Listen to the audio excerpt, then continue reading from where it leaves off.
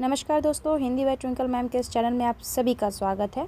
आज की क्लास शब्द युग्मों का अर्थ भेद की क्लास हम करने जा रहे हैं। तो चलिए आगे बढ़ते हैं। शब्द युग्म का अर्थ भेद। व्याकरण के कुछ विद्वान शब्द युग्म को श्रुतिसम या समोच्चारित शब्द भी कहते हैं।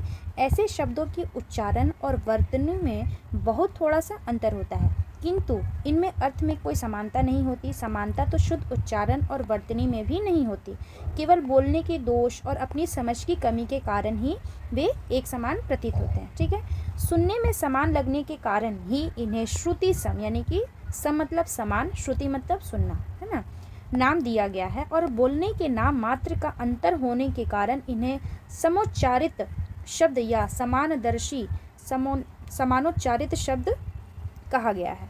इस प्रकार हम कह सकते हैं कि शब्द युग में ऐसे दो शब्द हैं जो बोलने, सुनने और पढ़ने और लिखने में भी अधिक भिन्न नहीं लगता है, किंतु जिनके अर्थ सर्वथा भिन्न होते हैं।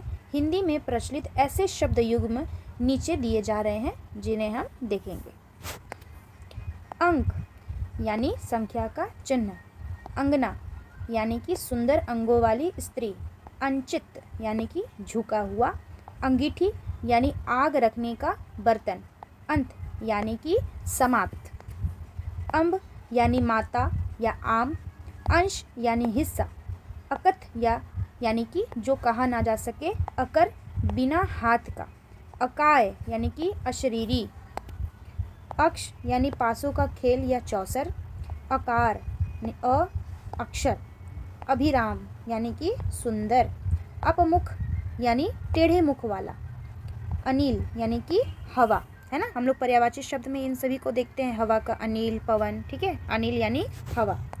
देखिए, नाश का अर्थ होता है यानी कि जो नष्ट हो गया, लेकिन अनाश जो नष्ट ना किया गया, अघन जो ठोस ना हो, अर्जन यानी कि संग्रह, अभय यानी कि निर्भय, अणु यानी कि कण, अर्ध यानी कि मूल्य, अगम यानी कि कठिन, अभिज्ञ ज्ञाता, अशर यानी बाण रहित, अनाघात यानी संगीत का एक ताल, अंबुज यानी कमल, अर्क यानी सूर्य, अपकार यानी बुराई, अंग यानी देह या अवयव, अंगना यानी आंगन, संचित यानी इकट्ठा किया हुआ, है ना, अंगूठी अंगुली का एक गहना, अंत्य सबसे नीचे का, अंबु जल, अंश यानी कंधा, एक अंश हमने पढ़ा था जो हिस्सा था, और ये अंश है यानी कंधा, वो अंश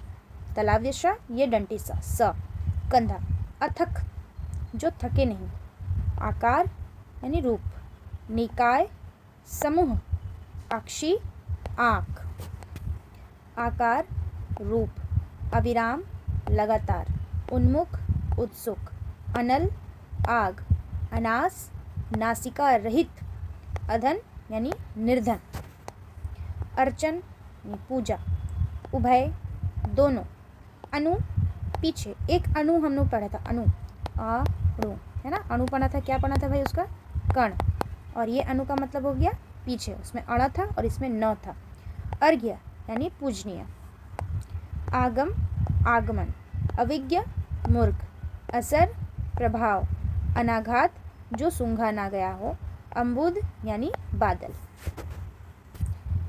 अम्बुद यानी बादल, अरक यानी रस, उपकार यानी भलाई।